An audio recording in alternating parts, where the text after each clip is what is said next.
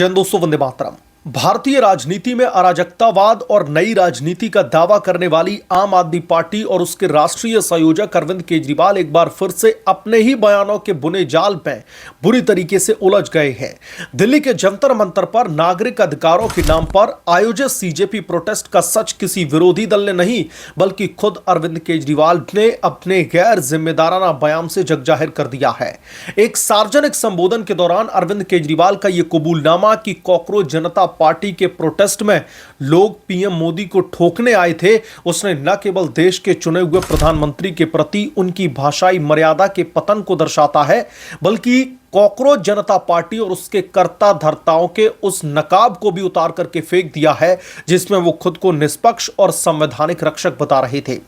Cockroach जनता party और उसके प्रमुख चेहरों में शामिल अभिजीत दीपके लगातार ये दावा करते रहे कि उनका आंदोलन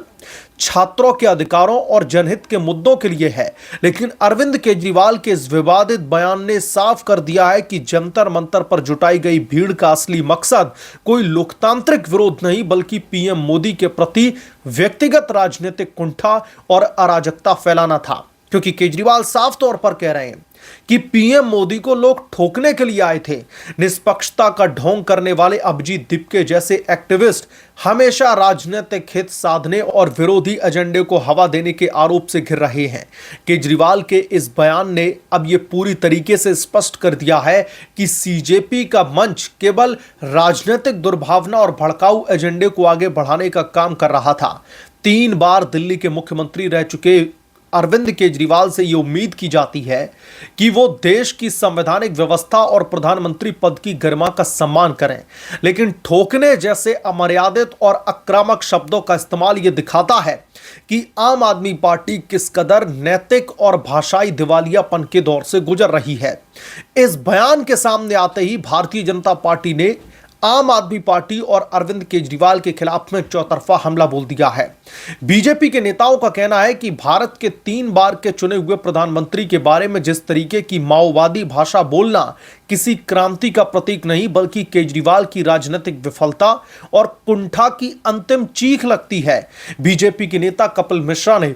तीखा हमला बोलते हुए कहा कि जिस शख्स को जनता ने लगातार नकारा है वो अब बौखलाहट में देश के प्रधानमंत्री को ठोकने की बात कर रहा है, जबकि देश की जनता ऐसी लंपटता के साथ में नहीं बल्कि पीएम मोदी के विकास नीति के साथ में खड़ी है। वहीं बीजेपी के अन्य वरिष्ठ नेताओं ने आरोप लगाया कि भ्रष्टाचार के आरोपों में घिरी आम आदमी पार्टी और विदेशी फंडिंग के सहारे चलने वाले संगठन केवल देश में अस्थिरता पैदा करने की कोशिश करते रहते हैं। और ये जो आंदोलन था ये इसका एक जीता जागता नमूना है, जहां पर तख्ता पलटने की तैयारी के साथ में पूरी भीड़ इकट्ठा हुई थी। इस पूरे घटनाक्रम के विश्लेषण से यह साफ जाहिर होता है कि जब भी कोई तथाकथित नागरिक आंदोलन होता है, किसी के हित में आंदोलन किया जाता है, तो आम आदमी पार्टी और उसके सहयोगी उसे अराजनीतिक बताने का नाटक करते हैं। हालांकि केजरीवाल के इस कबूलनामे ने यह सिद्ध कर दिया है कि सीजेपी और अभिजीत दीपके जैसे लोग केवल मोहरे हैं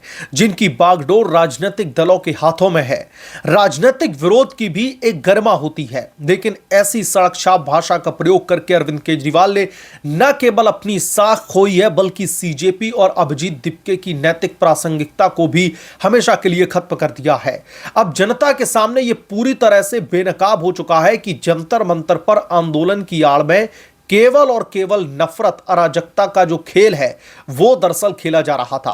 और सबसे बड़ी बात पता दोस्तों क्या है, जिस तरीके से जंतर मंतर पर छात्रों के नाम पर किए गए प्रोटेस्ट के दौरान प्रधानमंत्री नरेंद्र मोदी और उनकी दिवंगत माता जी के लिए जिस तरीके से अनर्गल शब्दों का इस्तेमाल किया गया, घटिया घटिया गालियां दी गई, तो उस समय लगा कि जो तमाम राजनेता हैं वो इस पर खामोशी क्यों जो है खाकर के बैठे हुए, क्यों इस पर वो लगातार खामोश बने हुए हैं। तो अब अरविंद केजरीवाल के इस स्टेटमेंट से भी आप लोगों को इस बात की कहीं ना कहीं पुष्टि हो जाएगी कि केजरीवाल भी इस तरीके की भाषा का साफ तौर पर जो मोदी के खिलाफ में, उनकी दिवंगत माताजी के खिलाफ में जिस भाषा का इस्तेमाल किया जा रहा था उसका समर्थन कर रहे थे।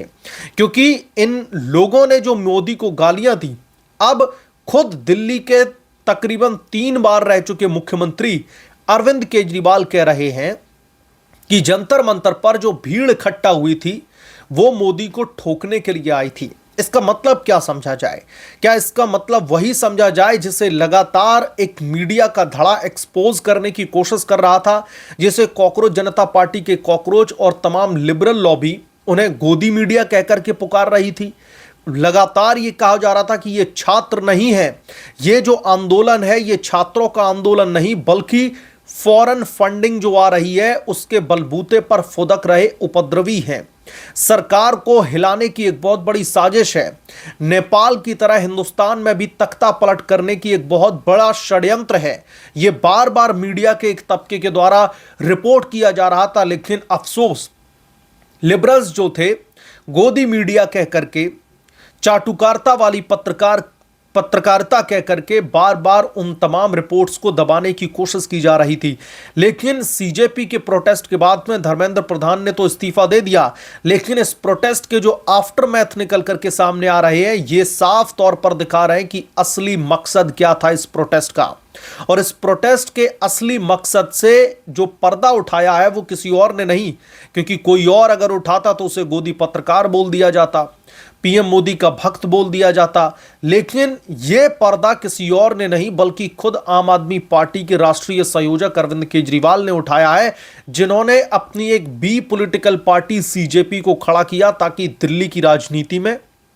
केंद्र की राजनीति में भूचाल लाया जा सके, मोदी का इस्तीफा लिया जा सके। यह सब कुछ बाकायदा षड्यंत्र के तहत किया गया था। और बीजेपी ने भी साफ तौर पर अरविंद केजरीवाल पर पलटवार करते हुए यह कहा है कि अरविंद केजरीवाल की जो बी टीम है, जो सीजेपी उन्होंने खड़ी करी, क्योंकि आम आदमी पार्टी को तो दिल्ली की जनता ने पूरी तरीके से बेदखल कर दिया, अरविंद केजरीवाल अपनी विधायकी तक नहीं बचा पाए, तो अपनी बी टीम के जरिए जिस तरीके से उन्होंने तख्ता पलटने की कोशिश की,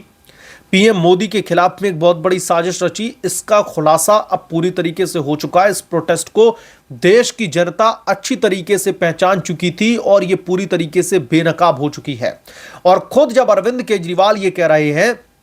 कि दिल्ली के जंतर मंतर पर जब प्रोटेस्ट हुआ था तो लोग वहां पर मोदी को ठोकने आए थे, क्या मतलब है इसका? प्रधानमंत्री मोदी के खिलाफ में हमला करने के लिए आए थे?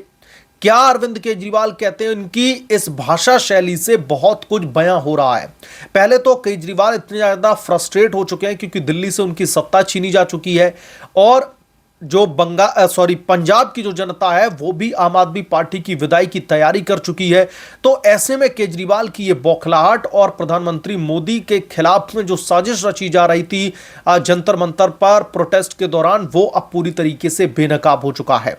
अब अरविंद केजरीवाल क्या इतनी और हिम्मत जुटाएंगे कि वो जनता के सामने आकर के, मीडिया के सामने आकर के ये भी बताएं कि इस पूरे के पूरे प्रोटेस्ट को फंड कौन कर रहा था, कहां से इतना पैसा आ रहा था, कहां से तीनों टाइम का खाना हजारों उन तथाकथित छात्रों को खिलाया जा रहा था जिसमें डेली का खर्चा 8 से 10 लाख रुपए था। तो इसका भी खुलासा अरविंद केजरीवाल कर दें तो मुझे लगता है कि बीजेपी के लिए थोड़ा सा और आसान हो जाएगा और कम से कम उन तमाम लिबरल लॉबी के मुंह पर जोरदार तमाचा होगा जो गोदी पत्रकार कह करके, भक्त कह करके कहीं ना कहीं इस मामले से जो एक तरीके से साजिश की बू आ रही थी उसको सैनिटाइज करने की कोशिश कर रहे थे। बहरहाल इस मामले पर आप क्या सोचते हैं, आपकी क्या राय है, हमें कमेंट करके जरूर बताएं। जल्द मिलूंगा किस दूसरे बड़े अपडेट के साथ में, तब तक के लिए धन्यवाद। अगर आप लोग चैनल पर नए हैं तो प्लीज चैनल को सब्सक्राइब करें, साइड बने बेल आइकन को जरूर प्रेस करें ताकि जब भी मैं कोई बड़ी खबर लेकर के आऊं तो इसकी जानकारी सबसे पहले आपको मिले।